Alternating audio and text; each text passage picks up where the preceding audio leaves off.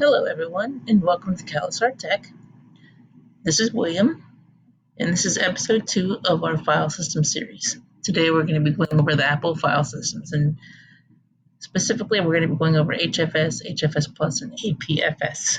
So let's get started.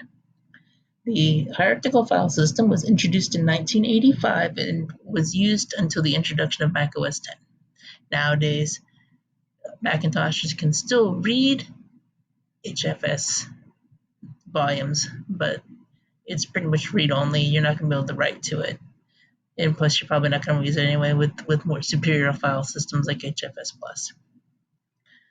It was introduced to replace the older Macintosh file system, which had a limit of 20 megabytes for the hard drive. So we're talking really small. And they needed something that could handle larger volumes, so they created HFS. The maximum file length for HFS was 31 characters, which I know nowadays is really small, but still pretty good. And plus, when you think about it, at the time period, Windows only supported in 8.3 format, 8 characters in a 3-bit extension. So HFS did not support journaling.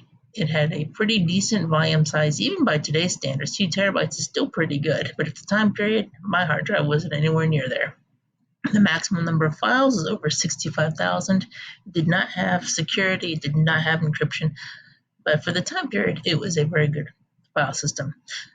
It actually gave way to another file system that actually has proven to be pretty resilient, and that is HFS Plus, or Extended. It brought the maximum file name length to 255 characters, which is pretty good and pretty modern.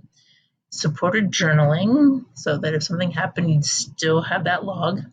The maximum volume size is huge. At the currently, you will never reach its maximum. The maximum number of files is more than 4 billion, which is really good. For a pretty data file system, it does have security, which is really good.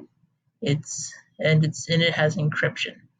So it's still a pretty good file system, and it's really actually for any system that has an older mechanical drive and anything that's not supported by the Apple file system, which is more designed for flash drives, and we'll go over that later. So if you have an older drive like I do, an older Mac like I do, with an old good old-fashioned mechanical hard drive, that's what this is for.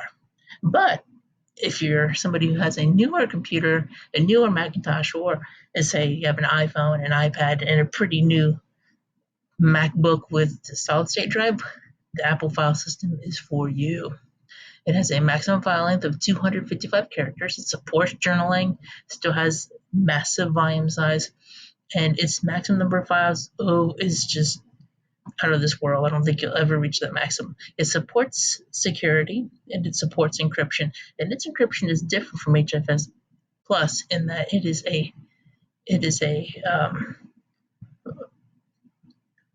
it supports file system encryption as opposed to just that volume encryption. So we're talking about it encrypts the actual files instead of the entire volume, and that actually provides better security for you.